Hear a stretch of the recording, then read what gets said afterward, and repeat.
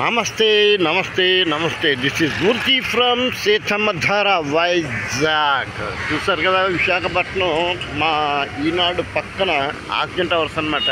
ఇవి 37-38 ఫ్లోర్స్. ఇది ఒకప్పుడు సీతమ్మధార రోడ్డుకి ఇప్పుడు రోడ్డుకి చాలామందికి సుపరిచితమే.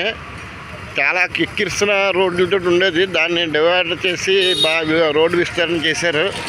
చాలా అద్భుతంగా ఉంది. ఇలా ప్రకృతి వర్ణించిన తర్వాత విషయం. కానీ ఈరోజు అయితే మీకు ఒక చిన్న విషయాన్ని ప్రత్యేకించి చెప్పాలనే ఉద్దేశంతో ఈ వీడియో చేస్తున్నాను. అంటే పబ్లిక్ సెక్టర్లో జాబ్స్, ముఖ్యంగా రైల్వే ఒకటి, నావీ కూడా పడ్డాయి, అలాగే పోస్టల్ డిపార్ట్మెంట్.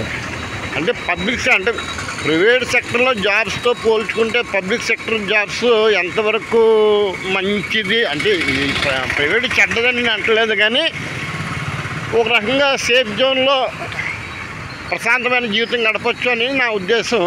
అంటే మా తరం వారికి పబ్లిక్ సెక్టర్ జాబ్స్ అంటే అప్పటికి ఇప్పటికి ఎవరికైనాండి. మా తరం ఏంటండి, ఈ తరం ఏంటండి, రాబోయే తరం అయినా సరే ఏదైనా సరే ప్రతి వ్యక్తి కోరుకునేది జాబ్ సెక్యూరిటీ కదా. చేనుకు సేవ రైతుకు రొక్కం అన్నట్టుగా ఒక రక్క ఆదాయం ఉంటుంది, అంటే మంచి శాలరీ ఉంటుంది, జాబ్ సెక్యూరిటీ ఉంటుంది. అంటే ప్రైవేట్ సెక్టర్కి ఏంటంటే మనకు కోపం వచ్చినా వాడికి కోపం వచ్చినా పోవాలి. మనం ఎంత సిన్సియర్గా జాబ్ చేసుకున్నప్పటికీ కాస్త ఈగోస్ ఉంటాయి కదా. అందులోనూ రూల్స్ అండ్ రెగ్యులేషన్స్. ఇప్పుడు ప్రైవేట్ అనగానే ఫ్యాక్టరీ యాక్ట్ అని, షాప్స్ అండ్ ఎస్టాబ్లిష్మెంట్ యాక్ట్ అండి, కాంట్రాక్ట్ యాక్ట్ అని, ఇంకా అటువంటి చట్టాల పరిధిలో పనిచేయాలి. ఇంకా అంటే సేమ్ చట్టం ప్రైవేట్ అయినా పబ్లిక్ అయినా ఒకటే ఉంటుంది. కానీ ఇక్కడ పబ్లిక్ సెక్టర్కి వచ్చేటప్పటికి జాబ్ సెక్యూరిటీ 100% ఉంటుందన్నమాట. ప్రైవేట్ దాంట్లో అది ఉండదు. ఆ రకంగా అంటే మీరు బీటెక్ చదివినా, డిగ్రీ చదివినా, ఏం చదివినప్పటికీ ఒక్కసారి పబ్లిక్ సెక్టర్ జాబ్స్కి వచ్చి కంపల్సరీగా ప్రయత్నం చేయండి. ఒక మంచి నోటిఫికేషన్ పడింది. ముఖ్యంగా రైల్వే ఆర్ఆర్బీ వాళ్ళకి 10th క్లాస్ క్వాలిఫికేషన్ తోటి, అంటే 10th ఉంది అప్ టు డిగ్రీ గ్రాడ్యుయేషన్ వరకు కూడా జాబ్స్ చేస్తున్నారు. కాబట్టి ఒకసారి అప్లై చేయండి, కంపల్సరీగా అప్లై చేయండి.